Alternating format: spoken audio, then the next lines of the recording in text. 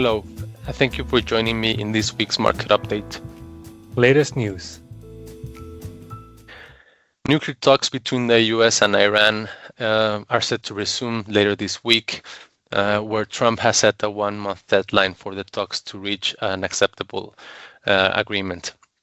It has been reported that the US Navy is seizing shadow fleet tankers amid the crackdown, increasing tensions, while also deploying a second carrier called the USS Gerald to join the one already near the Iranian waters.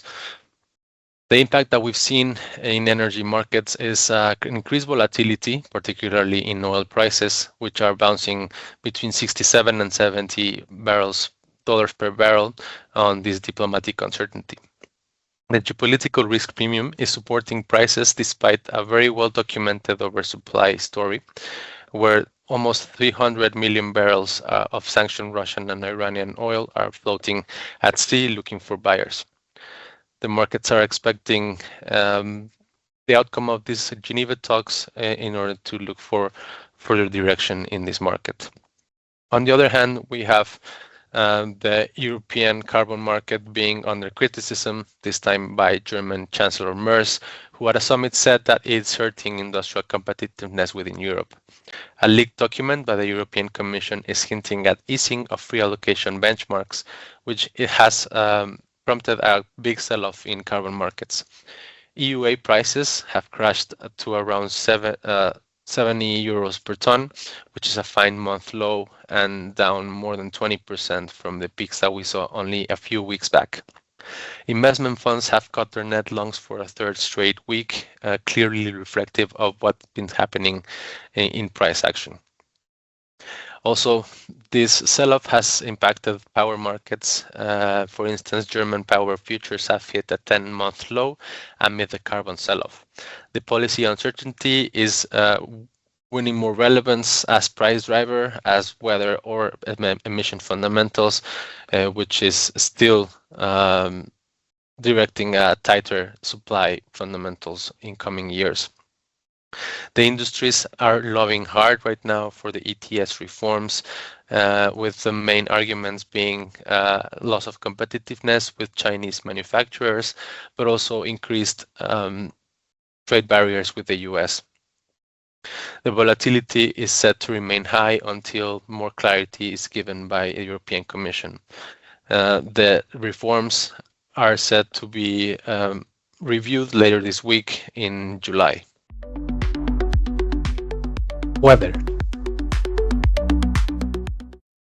In terms of weather, we are expecting milder temperatures, at least in the western and southern part of Europe, as you can see on your screen, a trend which is expected to continue over until next week, where temperatures are expected to continue to be mild throughout most of Europe.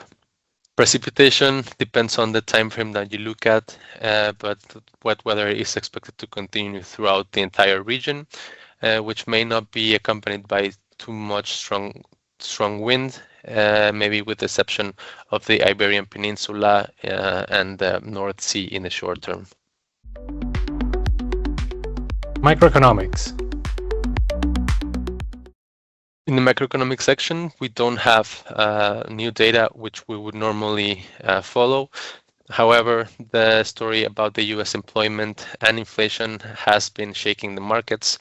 The US added 130,000 jobs in January, beating an expectation of only 70,000. At the same time, they reported an inflation of 2.5%, which is the lowest levels since 2021. Markets are now pricing in a 65% probability of a June Fed rate cut. In this sense, we're seeing the 10-year Treasury yield falling below the lowest level since December at 4.05% and a weakening dollar against the euro. Crude oil and LPG.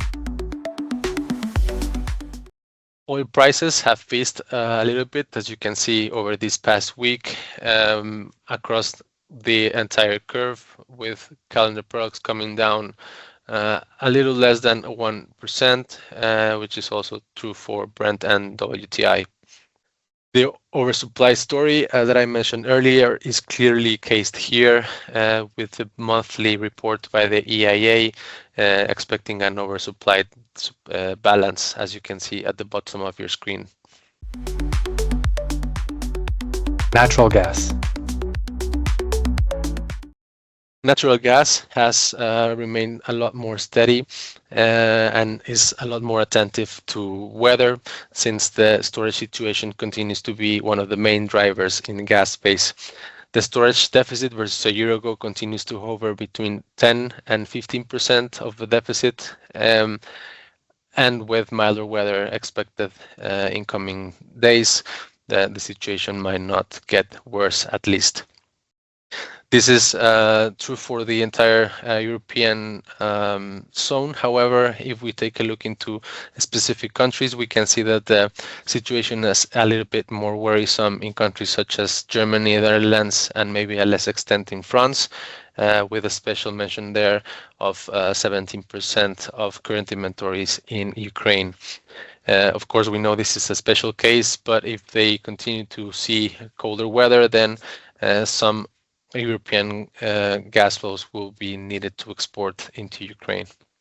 The total supply and demand picture. So clearly, the demand has dropped substantially, again on the back of milder temperatures, whereas total supply also decreased a lot less sharply. So the total demand is the main driver here for lower prices. Also important to note that the TTF investment funds positions have been reduced week on week, still very much in long territory, meaning that the speculative positions are still expecting higher TTF. However, the net longs are reduced and might be reduced further in coming weeks. Coal. Coal has continued its bullish trend that we've seen forming over the past couple of weeks as prices in AP2 Cal 27 increased by 2%, mainly on the back of lower supply situation. The main exporting country, Indonesia, has announced their intentions to reduce their production quota substantially, I might add. And also there has been reports of decline in Russian exports due to heavy ice coverage in the Baltic Sea region. This last point might not affect directly European markets, since European countries have phased out most of the Russian fuels, but some other buyers such as China might need to look for other sources for their supply and ultimately tightening the market. EU and UK emission allowances. Looking again now into carbon markets, the sharp sell-off that I mentioned before is clearly seen here, both in the European and the UK space. December 26 products came down in the European countries 10%, while the UK one was decreased by almost 20%. So big sell-off here, with the clear trend being now bearish on the back of the policy risk that we mentioned earlier. Fundamentals also mentioned that are largely unchanged, as we see power sector emissions to remain quite steady around the average that we've seen since 2019. On the other hand, we've seen investment funds to decrease their net longs, particularly in the UAs, which is a lot more noticeable than the drop in UKAs.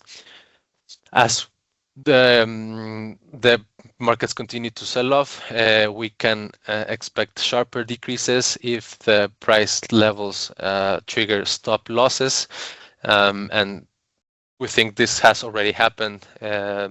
It's normal to see these sharp corrections in either direction only when you have speculative positions affecting the price action.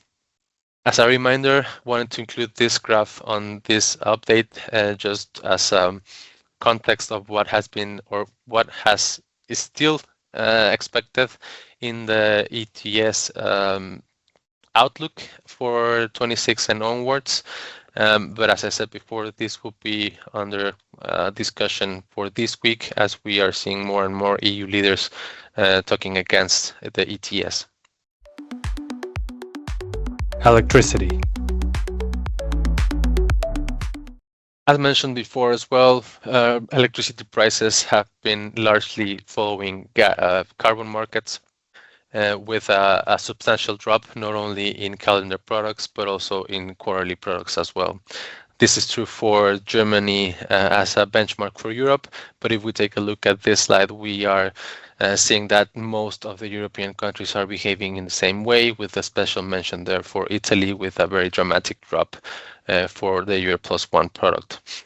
Important to mention that the countries that are a lot more dependent on fossil fuels, like the one that I mentioned, is moving in this fashion, whereas French and Spanish power markets that are a lot more reliant on nuclear and renewable respectively are a lot more contained.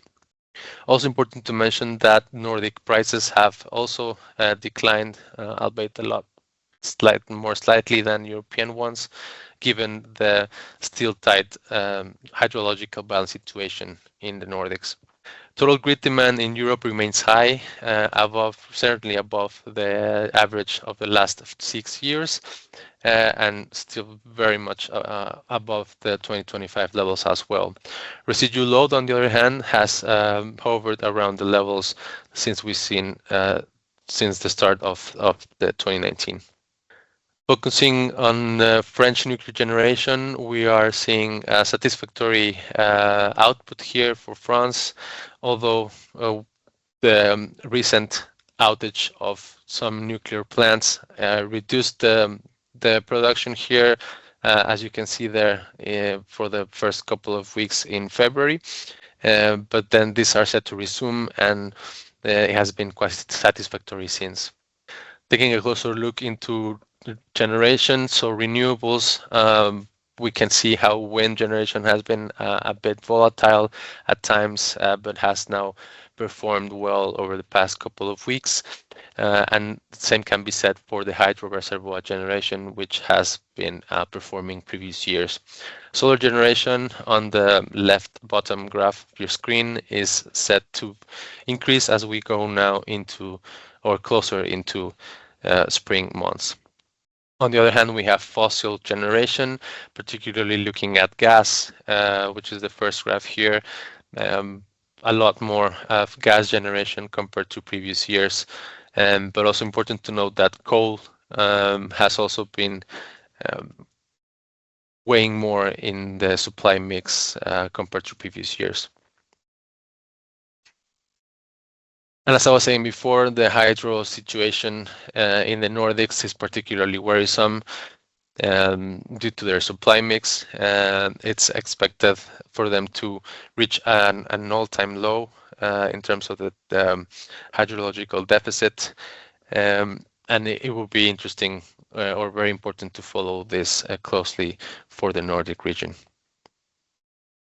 Finally, looking at the GEOs price evolution. So after sizable rebound after some compliance buying and opportunity purchases there increased the price. Now over this past week, we've seen a bit of an easing there in 2026 space, and it is expected to remain like this. Although the March deadline for the GEOs purchases is closely approaching. Thank you very much, and I wish you a very good week ahead.